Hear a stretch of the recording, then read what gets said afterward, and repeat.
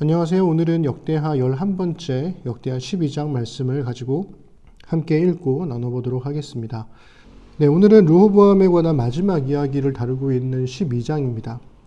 읽어드릴게요. 르호보암은 왕위가 튼튼해지고 세력이 커지자 주님의 율법을 저버렸다. 온 이스라엘도 그를 본받게 되었다. 그랬습니다. 역대기에서는 온 이스라엘이라는 표현을 가끔은 남왕국 유다를 가리키는 말로도 사용을 하고 있거든요.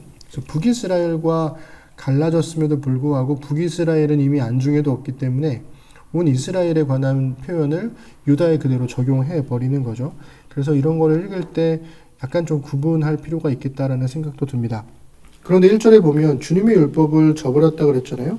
이게 실은 역대하 11장에 이미 나와 있습니다. 하나님의 뜻을 찾기로 마음을 굳힌 이들과 또 제사장과 레위 사람들이 예루살렘에 와서 하나님께서 그의 나라를 강하게 하고 왕권을 확고하게 해주셨는데 그에 뒤따르는 말로 르호보암도 다윗과 솔로몬의 본을 받아 산 것이 3년 동안이었기 때문이다. 이렇게 이야기를 해주고 있단 말이죠. 그래서 12장은 그가 율법을 저버린 삶에 관한 아주 중요한 그리고 결정적인 에피소드 하나를 이야기해주고 있는 거죠. 이어서 읽어드릴게요.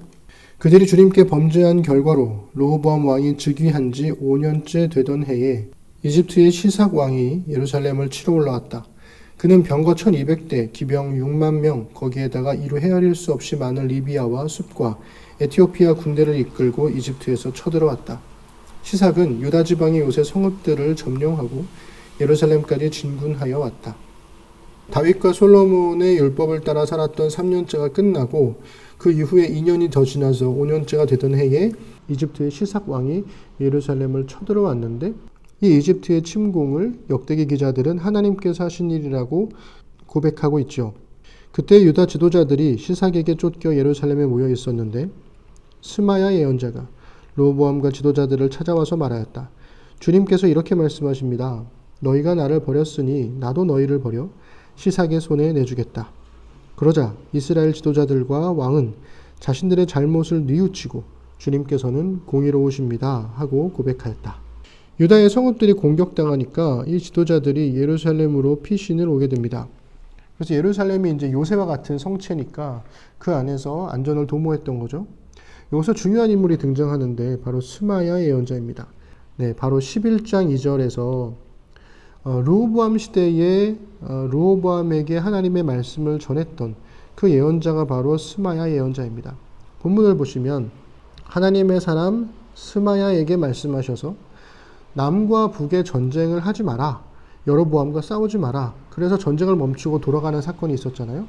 그 역할을 했던 사람이 바로 스마야였고 이번에도 스마야 예언자가 나타나서 르호보암에게 하나님의 말씀을 전하는 겁니다.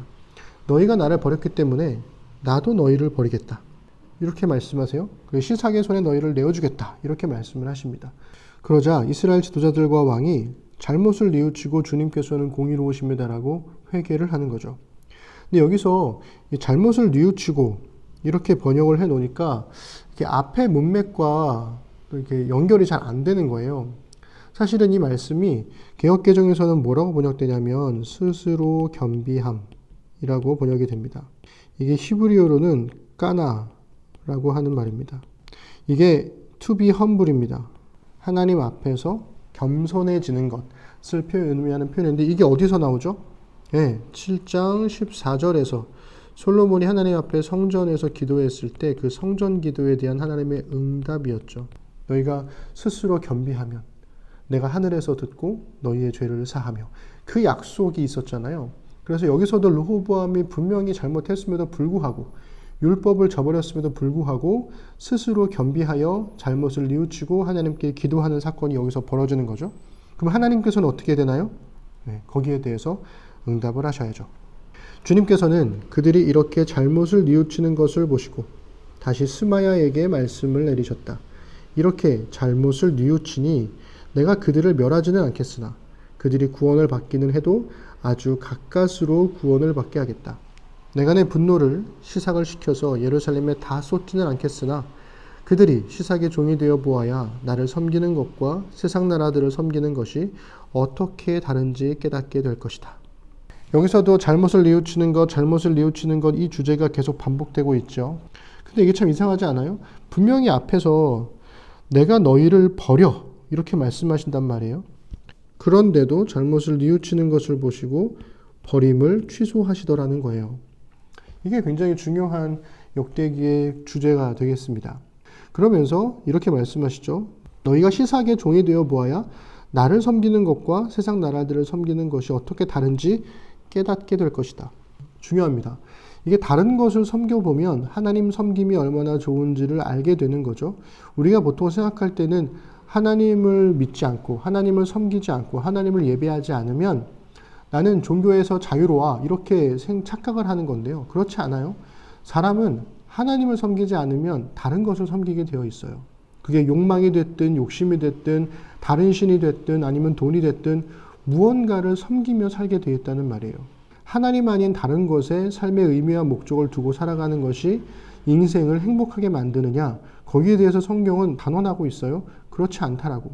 인간의 인간됨을 망치는 길이라고. 왜냐하면 하나님께서 사람을 만드셨고 사람의 인생의 가치를 하나님께서 찾도록 만드셨기 때문이다. 이렇게 말씀하신다는 거죠. 우리가 하나님 섬기는 건 참 불편해. 하나님을 믿고 따르는 것은 너무 많은 것을 희생해야 돼. 라고 생각을 하지만 실제로 하나님 아닌 것들을 따르며 살게 되다 보면 훨씬 더 많은 것들을 희생하고 훨씬 더 피폐한 삶을 살게 될 수도 있습니다. 그러한 관점을 가지고 있는 것이 성경이 말하는 하나님 자녀의 삶이라는 거죠. 이어서 읽어드릴게요. 이집트의 시삭 왕이 예루살렘을 치러 올라와서 주님의 성전 보물과 왕실 보물을 하나도 남기지 않고 다 털어갔다. 솔로몬이 만든 금방패들도 가져갔다. 그래서 르호보암 왕은 금방패 대신에 놋방패들을 만들어서 대궐문을 지키는 경호 책임자들에게 주었다. 왕이 주님의 성전에 들어갈 때마다 경호원들은 그 놋방패를 들고 가서 경호하다가 다시 경호실로 가져오곤 하였다. 르호보암이 잘못을 뉘우쳤기 때문에 주님께서는 그에게서 진노를 거두시고 그를 완전히 멸하지는 않으셨다. 그래서 유다 나라는 형편이 좋아졌다. 네, 여기서 나라가 얼마나 기울어지고 있는지를 극명하게 보여주는 게 금방패에서 놋방패로의 변화입니다. 솔로몬이 넣었던 수많은 보물들이 다 털렸어요. 그리고 솔로몬이 만들었던 금방패들, 이것이 왕권의 강화를 상징하는 것들이었잖아요. 나라의 국력을 상징하는 것들이었습니다. 우리나라가 얼마나 강성한지를 보여주는 대표적인 물건이었는데 그걸 다 털렸어요. 그래서 르호보암은 놋방패를 만들었는데 이것조차도 소중해서 쓰고 다시 가져오는 거죠. 그럼에도 불구하고 르호보암이 잘못을 뉘우쳤기 때문에 유다 나라의 형편이 좋아졌다 이런 표현을 하잖아요. 이게 정말 나아졌다 이런 표현이 아니라 가까스로 멸망을 면한 상태. 아까 하나님께서 말씀하셨던 아주 가까스로 구원을 받게 하신 그 정도의 상황까지는 괜찮아졌다 이런 얘기를 하고 있는 겁니다. 마지막 부분 읽어드릴게요. 이렇게 하여 르호보암 왕은 예루살렘에서 세력을 굳혀 왕의 직무를 수행하였다. 르호보암이 왕위에 올랐을 때 그는 41살이었다. 그는 주님께서 이스라엘 모든 지파 가운데서 택하여 당신의 이름을 두신 도성 예루살렘에서 17년간 다스렸다. 르호보암의 어머니 나아만은 암몬 사람이다. 르호보암은 주님의 뜻을 찾는 일에 마음을 쓰지 않고 악한 일을 하였다. 르호보암의 행적은 처음부터 끝까지 스마야 예언자의 역사책과 이도 선견자의 역사책에 기록되어 있다. 르호보암과 여로보암은 사는 날 동안 그들은 늘 싸웠다. 르호보암이 죽어서 다윗성이 안장되자 그의 아들 아비야가 그의 뒤를 이어 왕이 되었다. 아멘. 역대기가 기록하는 르호보암에 관한 대표적인 4가지 이야기가 있어요. 첫 번째는 그의 어리석음이 강조돼요. 그래서 솔로몬과 비교되면서 이 어리석음 때문에 왕국이 분열되었다라고 이야기를 하고 있고 계속되는 북왕국과의 불화가 반복되고 있다. 늘 싸웠다라고 얘기하고 있으니까요. 이 어리석음 때문이다라고 얘기를 하는데 어리석은데 두 번째가 뭐냐면 근데 순종은 또 잘해요. 스마야라고 하는 이 예언자의 말에는 또 순종을 잘해요. 위기가 오면 거침없이 주저하지 않고 순종을 함으로써 위기를 모면하는 그런 정반대의 면모를 또 보여주고 있습니다. 어리석은데 하나님의 말씀에 순종을 해서 위기는 또 모면하는 양가적인 모습을 가지고 있는 거죠. 세 번째는 뭐냐면 그가 율법을 버린 거예요. 과연 이게 뭔가 율법은 버렸는데 위기의 순간에 예언자의 말에는 또 순종한다? 율법을 버렸는데 하나님의 말씀에는 순종한다? 하나님의 음성을 듣고 거기에 따른다? 이게 앞뒤가 안 맞지 않아요? 우리가 보통 율법을 버렸다 그러면 하나님도 함께 버렸다고 생각하는데 이 이스라엘의 역사 가운데에서 율법을 버렸다라고 하는 것은 하나님께서 사람에게 기대하신 삶을 버렸다는 얘기예요. 그러니까 하나님을 믿긴 믿어요. 위기의 순간마다 하나님께 도움은 청하긴 하는데 근데 하나님께서 원하시는 삶을 살진 않는다. 라는 우리의 현실과도 잇닿아 있는 이야기를 해주고 있는 겁니다. 그러니 르호보암을 생각하면 르호보암은 어리석고 바보 같아, 나쁜 왕이야 라고 말할 때 사실은 그 말들이 우리 자신을 향하게 되고 이 역대기를 읽었던 모든 사람들이 동일한 감정을 느끼게 되는 거죠. 우리가 하나님을 믿고는 있으나 율법을 버리는 삶을 살았구나. 근데 앞에서는 전혀 말 안 하다가 여기서 갑자기 르호보암의 어머니 나아만은 암몬 사람이다라고 이야기를 하면서 이것이 솔로몬이 이방 여인들과의 결혼을 통해서 정치적인 안정을 추구했던 정책에 대한 결과로 연결되는 것이 아닌가 이런 생각을 한번 해볼 수 있는 거죠. 네 번째는 뭐냐면 잘못을 뉘우칠 줄 알아요. 이게 스스로 겸비하는 거라고 그랬죠. 까나 스스로 겸비하는 것. 그러니까 이 어리석음과 율법을 버리는 것이 하나이고요. 순종과 잘못을 뉘우침이 하나인 겁니다.